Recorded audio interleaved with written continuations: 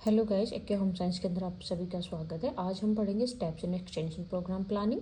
And सबसे first जो है वो है collection of fact. Collection of fact का मतलब होता है कि जब भी हम प्रोग्राम प्लानिंग करते हैं, जिस टॉपिक के ऊपर करेंगे वहाँ उस टॉपिक से रिलेटेड या फिर उस जिस एरिया के अंदर करेंगे उस एरिया की सारी जानकारी हम कलेक्ट करते हैं। देन उसके बाद में एनालाइज ऑफ सिचुएशन, जानकारी कलेक्ट करने के बाद में जो भी हमारे पास इंफॉर्मेशन अवेलेबल हुई है उसके अंदर उस सिचुएशन को एनालाइज करना कि कौन सी प्रॉब्लम जो है वो ज़्यादा प्रॉब्लमेटिक है, कौन सी प्रॉब्लम है जो सिंपली हम उसको रेक्टिफाई कर सकते हैं। ये सारी चीज़ें हम एनालाइज करते हैं। वहाँ की सिचुएशन को कौन कौन से रिसोर्सेज वगैरह है, क्या क्या अवेलेबल है, क्या क्या नहीं अवेलेबल है, क्या क्या हमें डिफ़िकल्टीज आगे इन फ्यूचर हमें सामना करनी पड़ सकती है जब भी हम प्रोग्राम हमारा इम्प्लीमेंट करेंगे तब।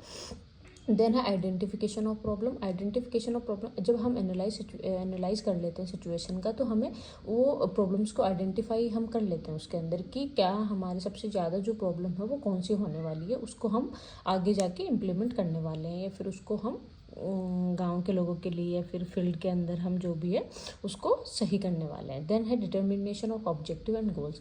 अब हमारी जब प्रॉब्लम आइडेंटिफिकेशन हो गई है तो उस प्रॉब्लम का आइडेंटिफिकेशन, उस प्रॉब्लम को रिजोल्व करने के लिए हमें ऑब्जेक्टिव एंड गोल्स को अचीव करना होता है।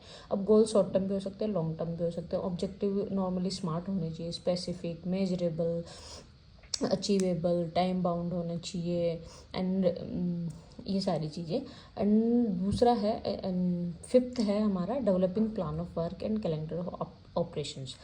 प्लान ऑफ वर्क का मतलब होता है कि जो भी हमने ऑब्जेक्टिव और गोल्स बनाए हैं उन ऑब्जेक्टिव और गोल्स को अचीव करने के लिए हमारी क्या क्या एक्टिविटीज़ होगी, एंड जो जो हमारी एक्टिविटीज़ होगी उनको सीरीज वाइज हम वहाँ पे कैलेंडर ऑफ एक्टिविटीज़ के द्वारा हम लिखते हैं कि कौन सी डेट को हमारी कौन सी प्लान ऑफ वर्क होगा, क्या उसके अंदर क्या हमारा मेथड होगा, ये सारी चीज़ें। देन उसके बाद में हमारे जो प्लान ऑफ वर्क हमारा बन चुका होता है उसको हम फॉलो थ्रू करते हैं कि जो भी हमने एक्टिविटीज़ का प्लान बनाया है उसके थ्रू हम जा रहे हैं या नहीं जा रहे हैं, कौन सी हमने पहले अचीव कर लिया, कोई बाद में या फिर रह गई है, ये सारी चीज़ें हमें फॉलो थ्रू करनी होती है।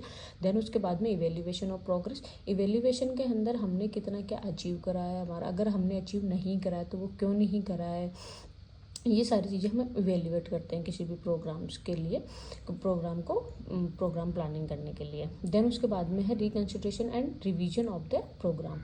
रिकंसिडरेशन का मतलब होता है पुनर्विचार करना कि हमने जो प्रोग्राम्स जिस ऑब्जेक्टिव के साथ हमने इम्प्लीमेंट करने की सोची थी वो इम्प्लीमेंट हुआ है या नहीं हुआ है। अगर हुआ नहीं है तो वो क्यों नहीं हुआ है, इसके ऊपर हम रिवीजन करते हैं, रिकंसिडरेशन करते हैं। अगर आगे चल के हमें वो प्रोग्राम्स या फिर वो प्रॉब्लम्स हमारे सामने आती है तो हम क्या क्या चीज़ों को ध्यान रखेंगे ताकि हमारे इस प्रोग्राम के अंदर हमारा अगर जो भी सक्सेसफुल रेशियो हमारा रहा है वो और ज़्यादा बेटर हो।